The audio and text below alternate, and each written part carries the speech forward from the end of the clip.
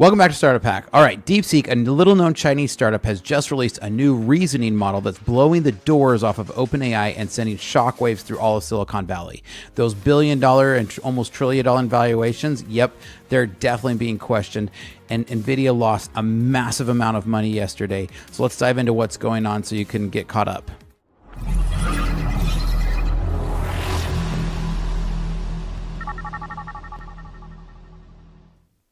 All right, welcome back to Startup Hack. I'm Spencer Thomason here at Startup Hack. We train software developers in our licensed coding boot camps and build custom software solutions for companies. With a decade of executive leadership as a fractional CTO and 25 years in software development, I've mastered transforming tech teams and products. All right, so OpenAI has been grabbing all the headlines with all of their ChatGPT, the models, O1, everything, right? But DeepSeek has quietly been building something even more powerful, and they just gave it away for free over the weekend. Their new R1 model is not only outperforming AI's latest and greatest, but it's doing it at a fraction of the cost. We're talking less than like 1/100th of the cost. So in this video, we're going to dive into what makes DeepSeek's approach so groundbreaking and what the ripple effects is having across the industry and what it means for the future of AI development. So let's dive into some of these key points here. So one of the very first thing is DeepSeek's R1 model introduces a powerful reasoning capability, a major leap beyond just current language models.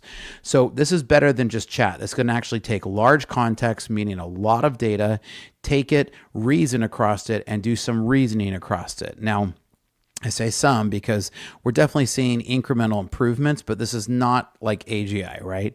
But it represents a paradigm shift in AI from pattern matching to trying to genuinely understand and infer, right? Now, it's achieved this with a novel architectural and training approach that's more efficient and scalable, and it opens up new possibilities for AI to tackle complex content-driven problems. So they're really shattering a lot of long-held myths about OpenAI. Let's dive into this report that we're looking at here on this, because this is going to be, I've got a lot of different reports that we're going to be going through today, right? So release of DeepSeek R1 shatters long-held assumptions about AI. And so according to DeepSeek research paper, the project only took less than 6 million to train, but it performs on par with all the leading models, right? So this is really what's really started to spark this debate, because people are terrified that the fact that this only took under 6 million, because this totally destroys NVIDIA and OpenAI and Facebook, who have just been schmoozing their investors and the open market for Facebook to believe that going after AI and going after AGI is going to cost billions and almost trillions of dollars, right? And so it's a bold move by DeepSeek, and when they made their R1 model in the first place, but then to release it. And it's a stark contrast to OpenAI's closed model, where you can't ever actually run it locally. One of the big things with DeepSeek is they've released these models and OLLAMA, an open source repository to be able to run these locally, so you can run it locally on your own machine. This has been downloaded, or as of today, over 1.5 million times. So this is really democratizing access to the state of AI, right? And it's really empowering it, right? So it raises a big questions about the sustainability of OpenAI's business model, where they're just burning through money. We're going to talk a little bit about that in a second here. So that's the most stunning part about this, right? Zuckerberg said that it cost them over 100 million to train the latest version of Llama, right? And that's not counting everything else. That's just the training cost. So that's not how much development cost, sustaining, supporting, all that. This is just the training costs, right? So the cost advantage comes from DeepSeek's more efficient training techniques and resource management. And this is really where they're really taking advantage and really got the whole rest of the market totally in jitters, right? And it calls into question the sustainability of the bigger is better approach, right? I've been talking against this for a while. So if you don't already follow me, make sure you like and subscribe, because I've been talking about this for a while, and now it's interesting to see this come out and really blow the doors off of it. And so it definitely suggests the future of AI innovation can come from unexpected places and doesn't have to be these big guys spending trillions of dollars, right?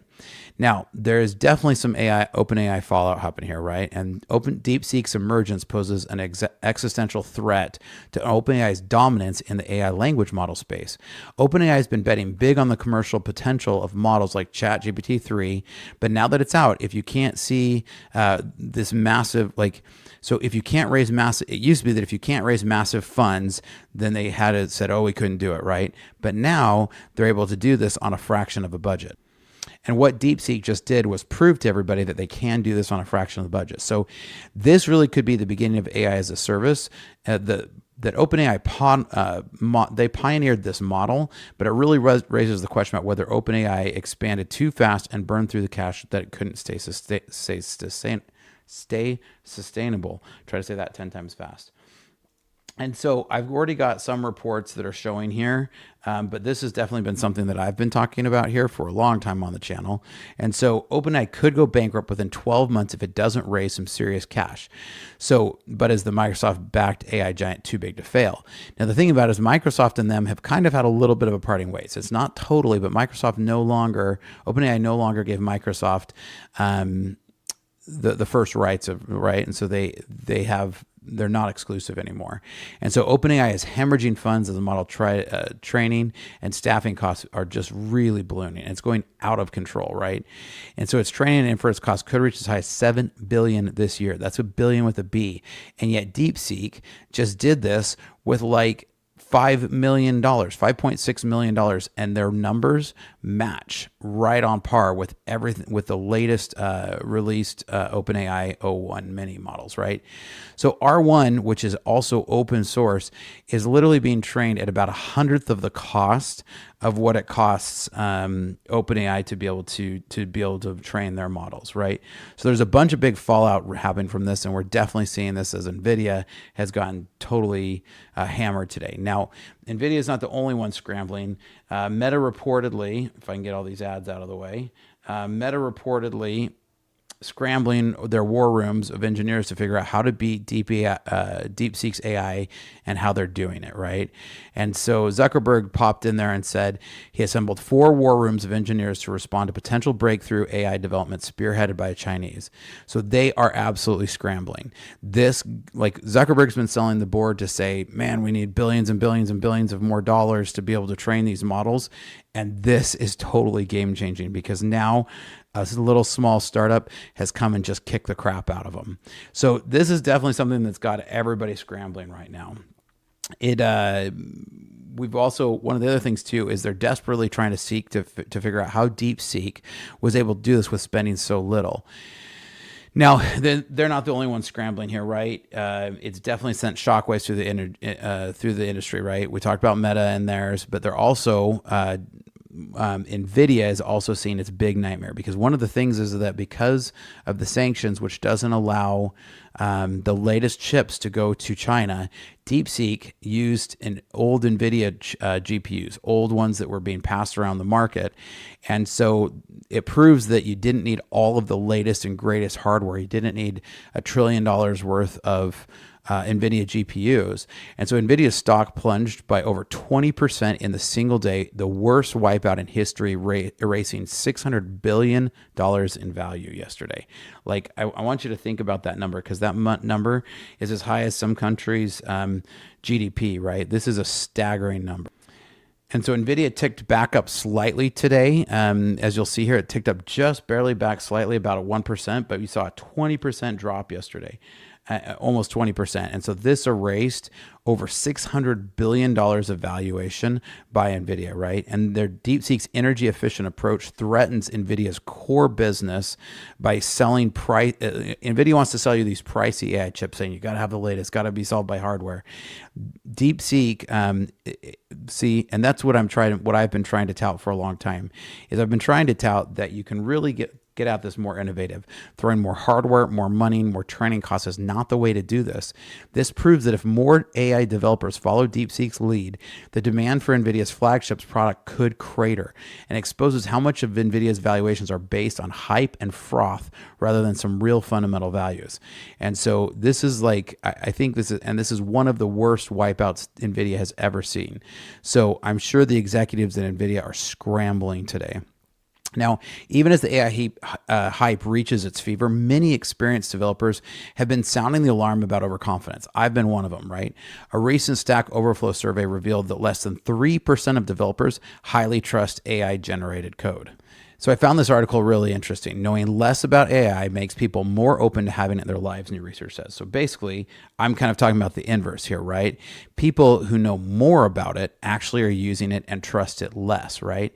because we just understand how it works, and us developers know that if you're using AI, you can use it as a great tool, and there's some great use cases for it, but overall you can't trust it entirely, right? And so we all know that if it's generating code, that code has to be massively checked, and I'm going to talk a little bit about why that is, but this is a huge thing that we're finding. So overall, you're seeing a lot of different, panics happening right now, right? And it's interesting to see how this is going to affect the total market over the coming weeks. See if this will stabilize out. See if OpenAI can do something. Will Facebook come back with something that people can trust? But overall, right now, only 40% say they somewhat, or developers say they somewhat trusted code produced by AI, and this means that it's just for boilerplate or testing, right? It's not the mission critical tasks. So those who have the most AI expertise tend to be the most skeptical about its capabilities and limitations, unless you're Zuckerberg or Sam Altman or one of these guys who are trying to sell it, right? That's the biggest thing, is you look at the guys who are saying, oh, the AI's going to replace developers. Of course they're saying that. They're trying to get the stock prices to go up, right? So the notion that AI is ready to replace software developers has been a total harsh reality check, right? A tool touted as the first AI software developer failed miserably in a real-world test, scoring only 15%. Let me show you this report here, because I find this really funny, as a lot of people are saying, oh, AI is going to replace developers, right? And so this did just 15% of the tasks.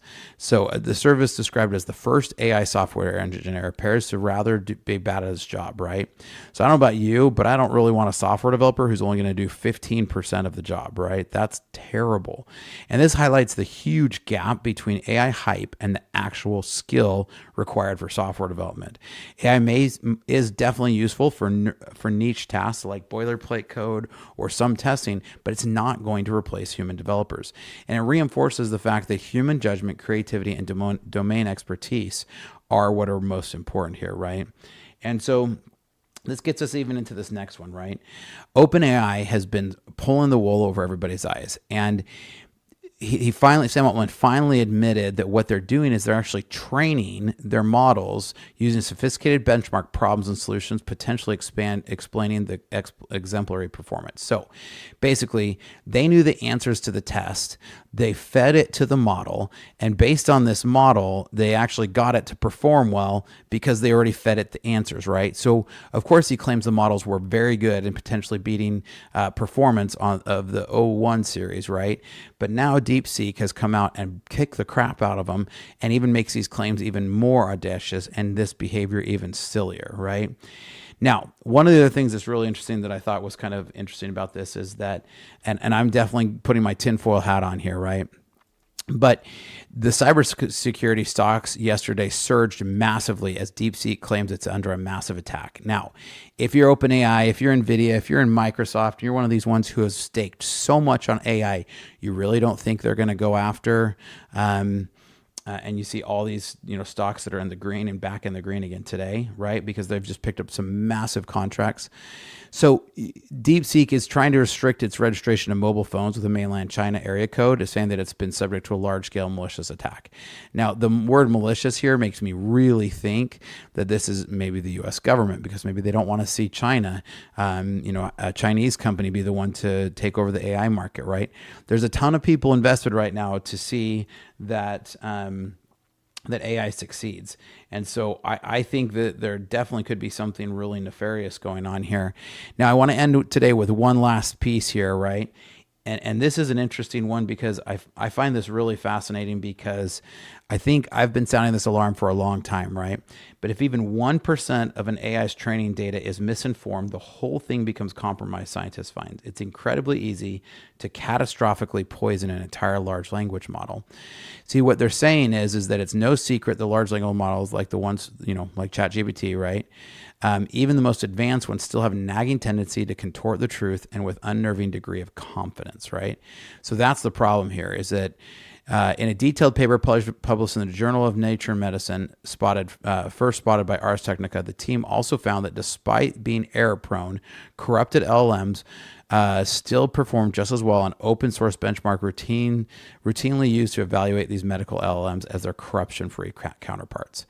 So that's what's really dangerous about this, is you can throw in one bad answer. And the problem with that is that when you throw in this one bad answer, you can't have these bad answers lurking in there, and it can totally poison the well. And so this becomes really, really tricky as we try to work towards AI and building it into things like healthcare, right? So, so even as DeepSeek models wins applaud, we need to be careful with this, right? Because we definitely need to raise the alarm to question about the integrity and worthiness of these systems as they become ubiquitous, right? As we start to use them and trust them. I wouldn't trust them. That's the point. They're a great tool, but their results need to be checked.